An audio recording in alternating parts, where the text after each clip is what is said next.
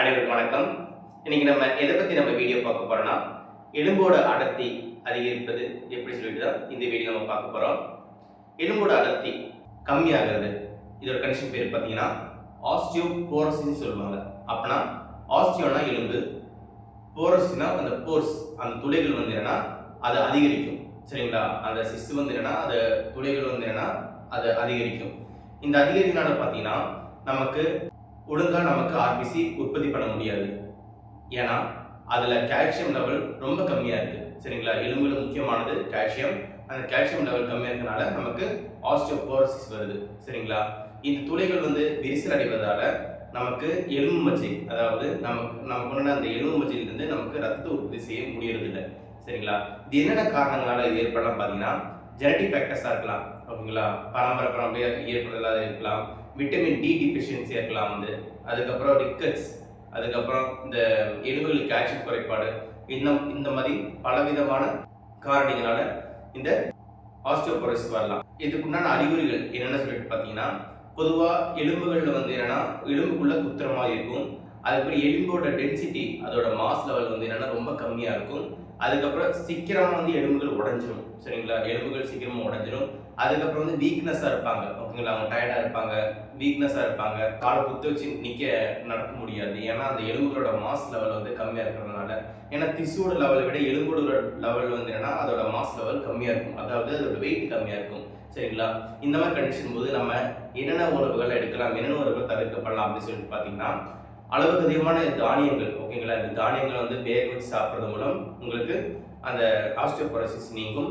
அது இல்லாமல் பார்த்தீங்கன்னா பாதாம், ஓகேங்களா? பாதாம், பால், இதில் பாலில் பார்த்தீங்கன்னா அளவுக்கு அதிகமான கால்சியம் இருக்குது. அதே மாதிரி என்னென்னா இந்த முட்டை, இந்த நாட்டுக்கோழி முட்டையை நீங்கள் வேக வச்சு சாப்பிட்றதுனால உங்களுக்கு கால்சியம் லெவல் இன்க்ரீஸ் ஆகலாம். அதே மாதிரி பார்த்தீங்கன்னா விட்டமின் சி ஃபுட்டு, ஓகேங்களா? விட்டமின் சினா ஆரஞ்சு, எலுமிச்சம்பழம், இந்த மாதிரி ஃபுட்டுகள் சாப்பிட்றது மூலம் உங்களுக்கு அந்த எலும்போட டென்சிட்டி அதிகரித்து அதுக்கப்புறம் அளவுக்கு அதிகமான அந்த ரத்தத்தை தூண்டக்கூடிய செயலை அது ஊக்குவிக்குது. அதே போல் பார்த்தீங்கன்னா இந்த கீரை வகைகள், ஓகேங்களா? இந்த முருங்கைக்கீரையாக இருக்கட்டும், அதுக்கப்புறம் தண்டுக்கீரையாக இருக்கட்டும், இதெல்லாம் நீங்கள் அளவுக்கு அதிகமாக எடுப்பது மூலம் உங்களுக்கு இரும்பு சத்து அதிகமாகிறதுனால உங்களுக்கு எலும்புகளுக்கு வலு சேர்க்கும்.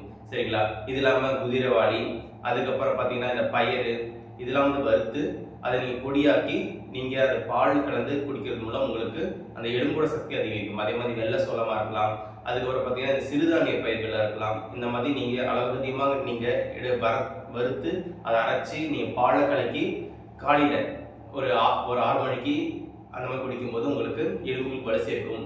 இதெல்லாம் பார்த்தீங்கன்னா பாலோட சேர்த்து பாதாம், முந்திரி, அப்புறம் கருப்பு திராட்சை, அதுக்கப்புறம் வால்நட்டு, பேரிச்சம்பழம், இதெல்லாம் போட்டு அரைச்சி நீங்கள் அதை ஒரு மாதமாக தொடர்ந்து குடிச்சிட்டு வர உங்களுக்கு எலும்புக்கு வலு சேர்க்கும். சரிங்களா? அதே மாதிரி டெய்லி எக்ஸசைஸ், ஓகேங்களா? நீங்கள் டெய்லி எக்ஸசைஸ் பண்ணுறது மூலம் உங்களுக்கு எலும்புக்கு வலு சேர்க்கலாம். அதே போல் நிறைய அளவு தண்ணி குடிங்க. அதே போல் சூரிய ஒளி, விட்டமின் டி வந்து நமக்கு சூரிய ஒளியிலிருந்து நமக்கு நிறைவாக கிடைக்குது. அதை நம்ம சூரிய ஒளி அப்படின்னா காலையில் விடிய காலையில் ஒரு 5 மணிக்கு எழுந்துச்சு நம்ம சூரியனுக்கு முன்னாடி நின்று அதை நம்ம எக்ஸசைஸ் பண்ணுறது மூலம் உங்களுக்கு அந்த விட்டமின் டி டிஃபிஷியன்சி வந்து என்னென்னா கம்மியாகும். இது இல்லாமல் பார்த்தீங்கன்னா என்னென்ன ஃபுட்லாம் தவிர்க்கலாம் அப்படின்னு சொல்லிட்டு பார்த்தீங்கன்னா, இந்த ஃப்ரோசன்ஸ் ஐட்டம்ஸ், அதாவது ஃப்ரிட்ஜில் வந்து வைக்கப்பட்ட ஐட்டம், எண்ணெய் பொரிக்கப்பட்ட ஐட்டம்ஸ் எல்லாம் முக்கியமாக தவிர்க்கணும். அது எல்லாமே என்னென்னா கோழி பொரிச்ச ஐட்டம், ஓகேங்களா? இந்த பொரியை தவிர்க்கிறது மூலம் உங்களுக்கு அந்த ஆஸ்டியோபோரோசிஸ் என்னென்னா உங்களுக்கு அந்த போரோசிஸ் இல்லாமல் அந்த எலும்புகளுக்கு அடர்த்தி அதிகரிக்கும். இந்த வீடியோ உங்களுக்கு பயனுள்ளதாக இருக்குமே நம்புகிறேன். நன்றி.